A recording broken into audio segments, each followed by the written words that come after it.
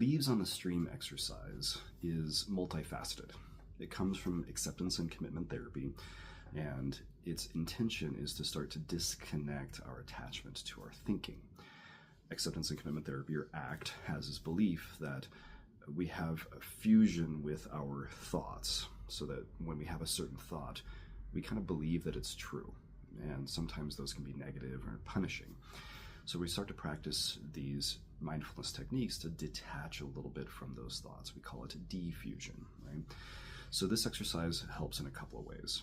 The first thing that I like to introduce with this exercise, that I don't know if it's officially the ACT version, but it's something that I like to include, is noticing the connection and the awareness of the emotional impact that our thinking has on us. So when you're doing the exercise, you'll notice that I'm asking you to check in with your emotions, right? To notice your emotions as these thoughts are coming up, just for something to pay attention to and notice as part of the process. The second piece is starting that diffusion process, right? So once we physicalize the thought, and you'll notice what that is here in a little bit, one of the things we do is imagine the thought in your palm and you're holding it. By physicalizing that thought, we can imagine that we can manipulate it, that we can control it. And if we think we can control something, we have a little bit more direct control over it. We're not at the mercy of that thing, such as the thought. Right? So that first piece is physicalizing it so that our brain starts to interpret that we have some control there. Right?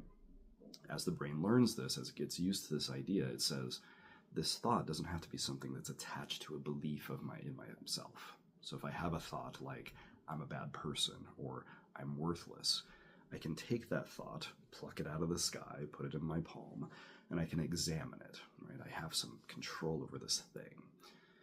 Once the brain starts to get used to that, then we can also let it go. So the final step of the exercise is the letting it go, right? When you place the thought on a leaf and watch it float away, you're diffusing from that thought. You're having this diffusion process happen where your thought is no longer attached to you. You're letting it go and removing yourself. And again, remember that this is a practice. So this is something that I recommend that you do pretty much every day.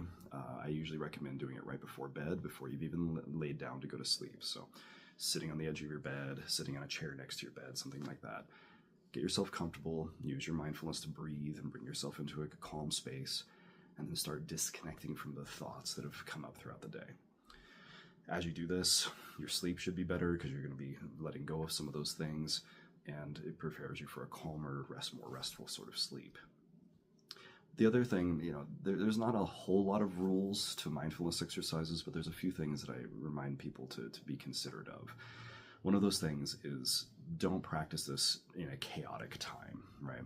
Practice is meant to be done during calm spaces, fairly relaxed, fairly quiet, right? That sort of thing.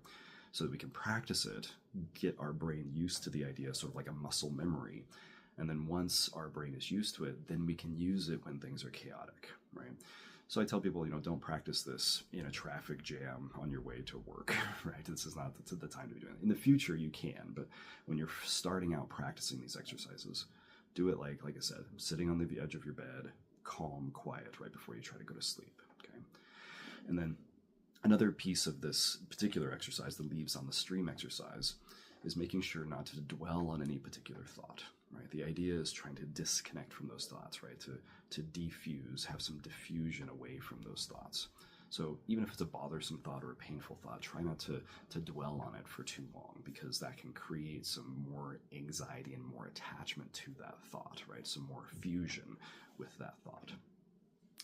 This is one of those things too that because it's a mindfulness exercise, there are no distractions and there are no interruptions. So this is one of those reminders I like to bring up with people is when you are practicing a mindfulness exercise, you're trying to bring yourself into the moment.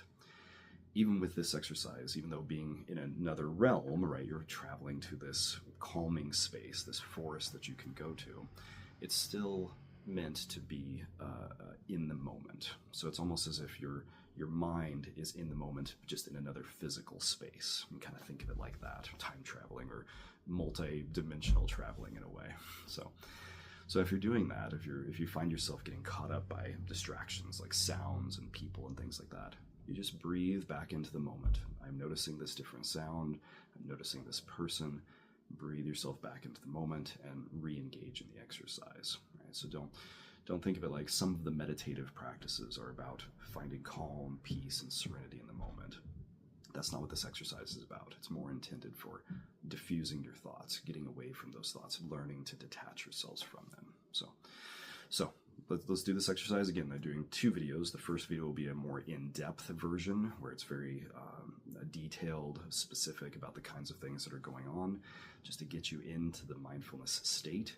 And then I'll do a second video after that. That will be the brief version, right? The calmed down, sort of slowed down, brief version that you can just refer back to and access real quick in case you need it. So thank you so much. Like, subscribe, and remember, if you like these mindfulness exercises, if you want to refer back to them later, make sure you favorite them, like them, and you can go back and refer back to them at a future time. Thanks so much.